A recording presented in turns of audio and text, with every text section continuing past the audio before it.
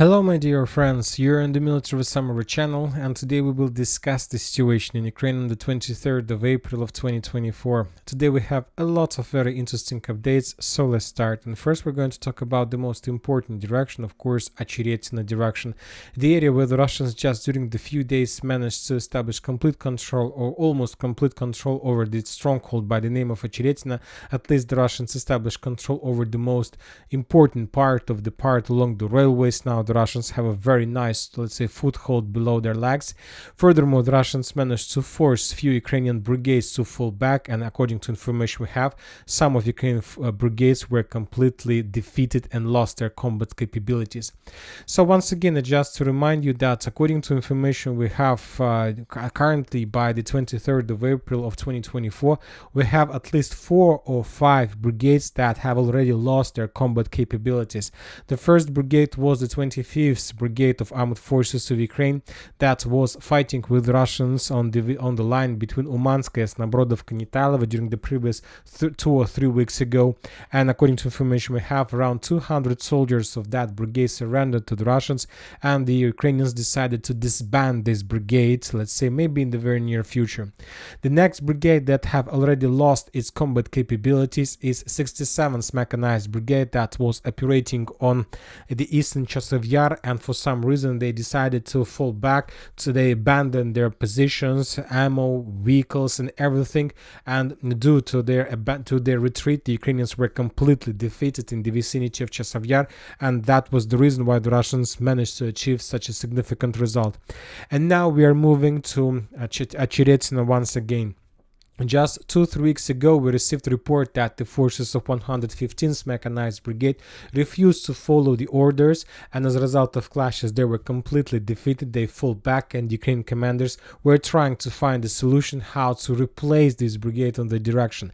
And I remind you that the main, let's say, area of responsibilities of that 115th Brigade was to protect just this small region, the area, let's say, the residential area between the railways on the line between Очеретино and Avdiivka, but they were defeated and they were forced to fall back. Later we got report that Ukrainians, to stabilize the situation at least somehow, were forced to redeploy the forces of 47th Mechanized Brigade in the area of Очеретино with the purpose to stabilize the situation and not to allow the Russians to break through the defense belt. But as we discussed in the previous video, when the forces of let's say 47th Brigade realized that Ukrainian commanders are about to send them to the hell on earth, they remembered that it's time to start rotation, because we are on the line of combat contact for more than 1 year, so it's best time for redeployment, for rotation and replacement them. And then the Ukrainian commanders start thinking how to replace them, and probably and most likely they found a solution how to replace the 47th Mechanized Brigade, which refused to follow the order to go inside of Очеретино under the very heavy fire of the Russians, let's say FAPs and different types of weapon. And when the time for rotation came, the forces that were to, let's say, replace the 47th Brigade refused to follow the orders as well. Currently we don't know for sure who refused to answer Очеретино, who was the reason of complete collapse of the stronghold, but the thing is that 47th Brigade also refused to stay for another day, and 2 brigades left their combat positions, and that allowed the Russians to complete almost entire all control. Everything was captured by the Russians as a result of that situation. The Russian sources reported that currently the Russians are clearing the, let's say, the final buildings, the final parts of residential area in the eastern part of, in the western part of Очеретино, in the northern part of Очеретино, of course, in the eastern, western, the northern parts are under complete Russian clearing. Furthermore, probably most likely the Russians are about to finish the clearing operation in the Очеретино itself, because today we start receiving updates that the Russians start movements in direction of Novobakhmutivka, the village that was located to the south of Очеретино. And when talking just about configuration of line of combat contact, we can make a conclusion that this village was also under the responsibilities of 47th Brigade, and most likely there were no forces, the Ukrainian commanders haven't managed to found a single brigade who agreed to replace the 47th Brigade on this direction as well. And this is the reason why the Russians probably and most likely managed to establish complete control over Novobakhmutivka so easily went so fast. It probably was the fastest ever victory of the Russian armed forces. This morning, at 10 a.m., let's say at 10 a.m., we received the first report that the Russians attacked Novobakhmutivka from the north and from the east. And later, just a few hours later, around 1 p.m., so let's say 4 hours later, we received a report that the Russians established complete control over Novobakhmutivka as well, and the Ukrainians are running away trying to save their lives.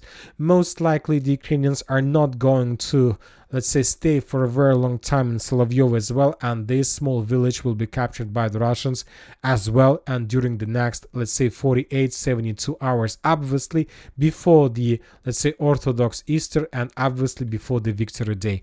And after that, the situation is going to become critical, completely critical for the Ukrainians on this direction, which will obviously, as a chain, lead to collapse of Berdichi, to collapse complete of Semenovka and Fields, and obviously to collapse of Umanskaya, Yasnobrodovskaya, Nitailova, and Pervomayskaya.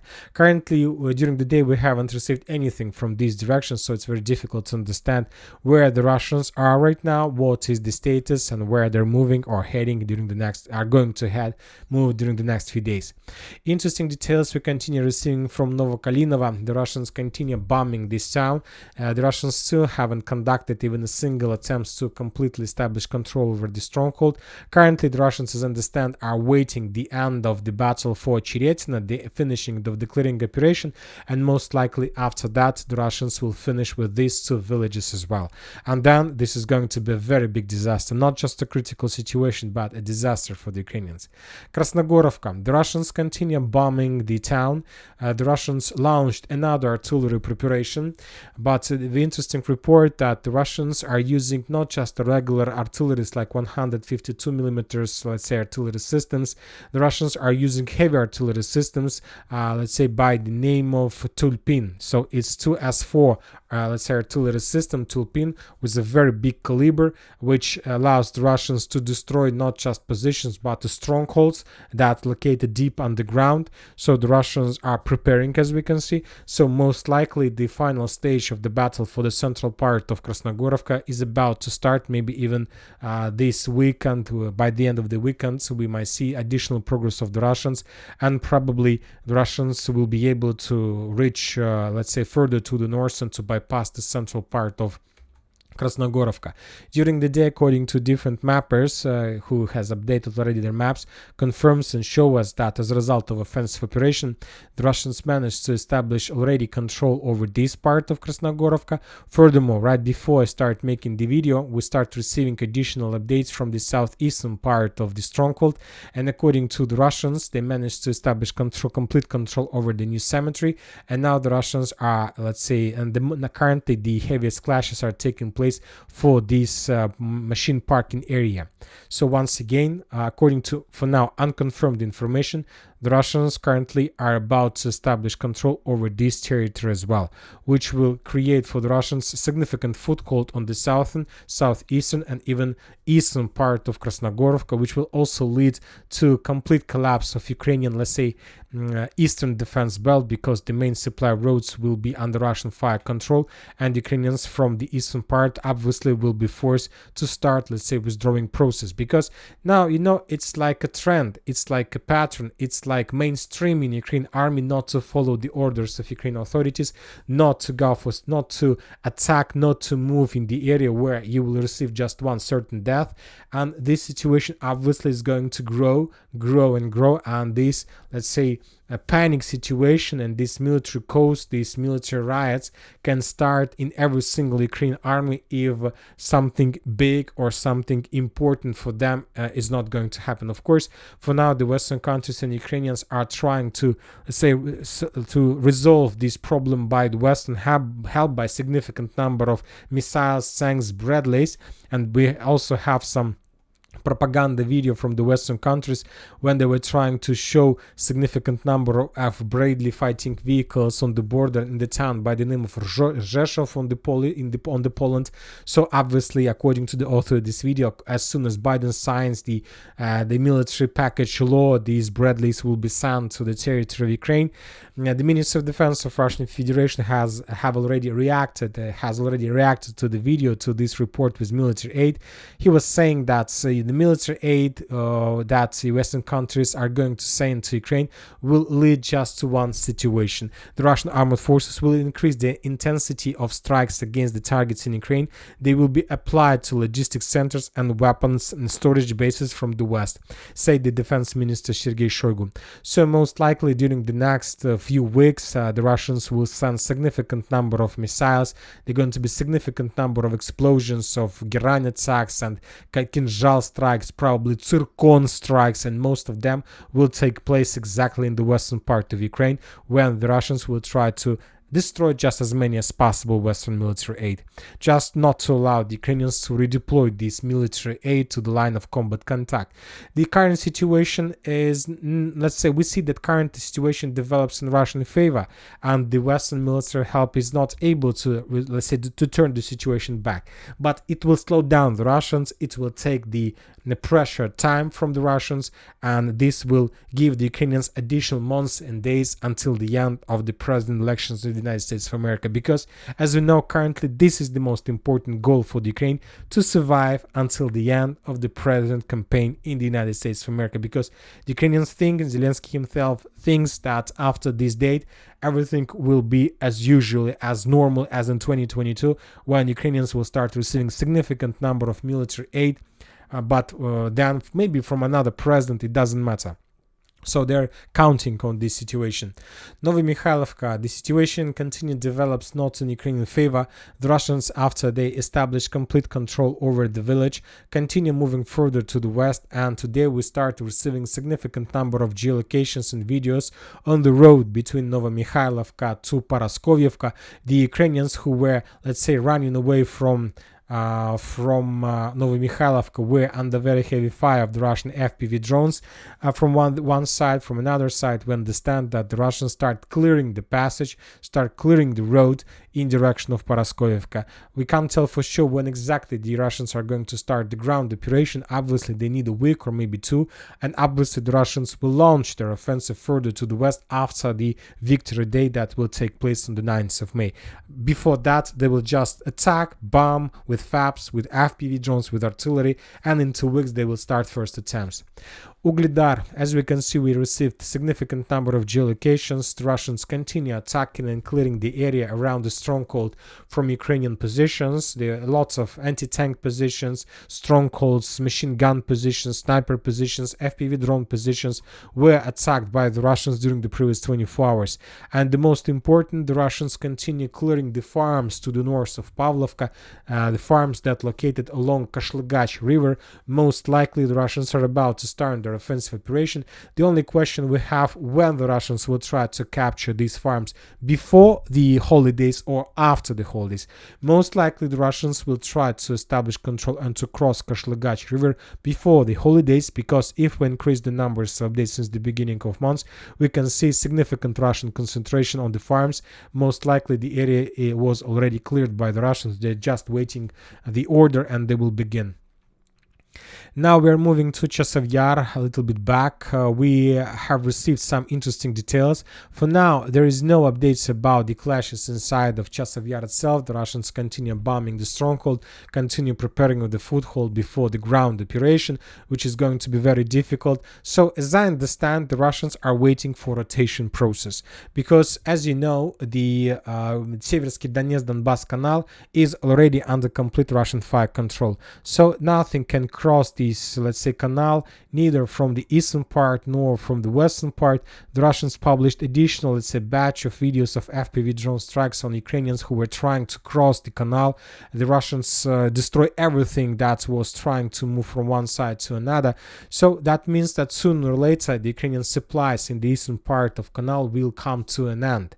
And after that, there are going to be just few options for them, or to surrender or to stay there for let's say for the rest of the days, under the very heavy Russian fire. And the thing is that we received the videos of Russian control of Konar not just in this area but also on the line between Chasov and Ivanovskaya. Another batch of videos we received from the Russian group of Sadoplatov, and they shown us, let's say, lots of FPV drone strikes against the Ukrainians who were also trying to cross the area. So complete operational encirclement, no possibilities for evacuation, rotation, supplying.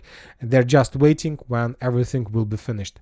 Very interesting video we got today from the Ukrainian side. That was something unexpected. The Ukrainians launched an offensive operation in direction of Russian positions along this tree line, and as a result of offensive, the Ukrainians managed to restore control over this tree line. And later we got some videos from the Russian side of how the Russians were bombing and attacking the Ukrainians, which confirms these territories under complete Ukrainian control. So the question is, what was that? What was the purposes of Ukrainian attack?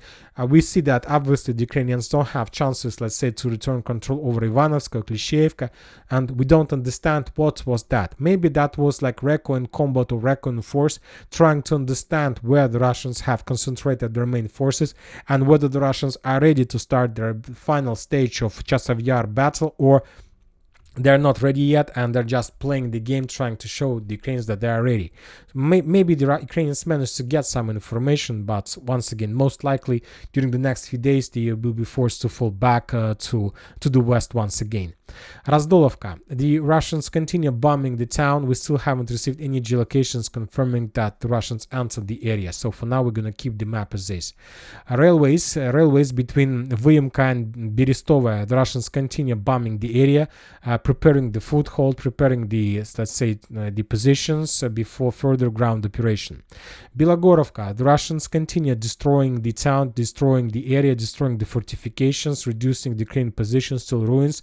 Once again and again, another day without any attempt to attack the Ukrainians on the ground. But when talking about the number of geolocations we received, as you can see, there are lots of them, lots of, let's say, positions were under very heavy fire. We can make a conclusion that most likely the Russians are going to start or to make another attempt to attack the Ukrainian positions. South in Kupiansk direction, we haven't received anything, as well as from the north in Kupiansk direction. But when talking about Kharkiv area, we have lots of updates. And the most important, that today, according to information we received, the Russians on the northern group of forces, we discussed this creation of this group a few days ago, will use the tactical symbol, let's say the letter N. So you know that there is a triangle, letter Z on the Russian vehicles, and Russian forces who are going to attack, let's say, Sumy and Kharkiv direction, will use the tactical symbol, letter, let's say N. So we'll see. Very interesting. Furthermore, we got more details about the commander of this group, and according to information we have, the commander of Group North is said to be Alexander Lapin. He is not new in the special military operation. He used to fight on different directions. Also, he was working in the headquarters, so he's very experienced. He was fighting on Kharkiv direction during the greatest Russian, well, let's say, retreat in Ukraine offensive operation. So he's very experienced, but for now, as I understand, he still hasn't received, let's say, any rewards for some battles that he managed to win.